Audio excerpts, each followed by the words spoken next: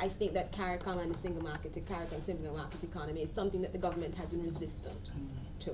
And I think that in the age of large economic blocks that exist, not recognizing the power of CARICOM and what it brings to our negotiating stance is something that I think is a big mistake on the part of a small developing state that is hoping to grow, that is hoping to make links and connections, but does not in its own right have the clout to have these sorts of conversations. And I think that CARICOM is certainly something for us to continue to look at as part of jump-starting our own domestic growth. CARICOM can work, definitely, but there are two major elements missing from the current CARICOM arrangement. There needs to be free movement of labor across all categories, and there needs to be all categories.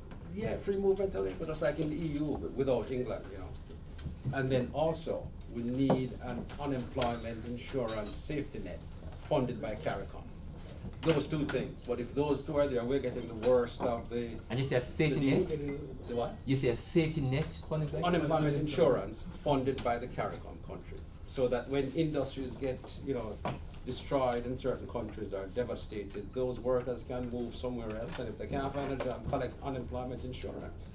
Regard to your point on CARICOM, Mr. One, your request for free movement of labor in all categories and unemployment, that free movement of labor in all categories, nobody wants the unskilled. And Jamaica has the most unskilled in CARICOM. Therefore, for us to ask to our benefit and only to our benefit to distribute the unskilled throughout the region, we have the most of them, and that free distribution of labor means that the more skilled partners will come to Jamaica, because we do not have.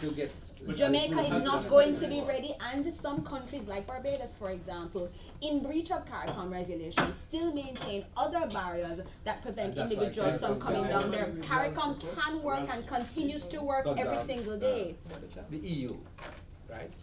There's free movement. I know Britain is a different thing now, but when we get imports from the Trinidadian company that render our factories, you know, useless, there needs to be a mechanism for the people that used to work in that factory to go to the factory in Trinidad that makes the product now, and, you know, even out this thing. It can't be we're just a recipient of all the goods without any kind of free movement. But that's a domestic failure on the part of Jamaica, not necessarily a CARICOM problem. CARICOM in any event, I have written on Brexit and the Caribbean, and what Brexit shows is that British mindset with regard to not giving up sovereignty and therefore not having the level of integration that the EU has means that individual countries now are making individual decisions and are not moving in a bloc and a group as the EU does. Sure. The challenge that CARICOM faces is what I mentioned earlier, the question of the implementation deficit. There's also a question raised, are we taking on too much? Is CARICOM agenda too wide? Do we need to narrow it down? And can we separate, which is really what the report focuses on, can we separate the function of CARICOM as distinct from the single market and economy, which we're having the problem with? And a number of recommendations have been made to get us to that single market and economy, which has fallen down.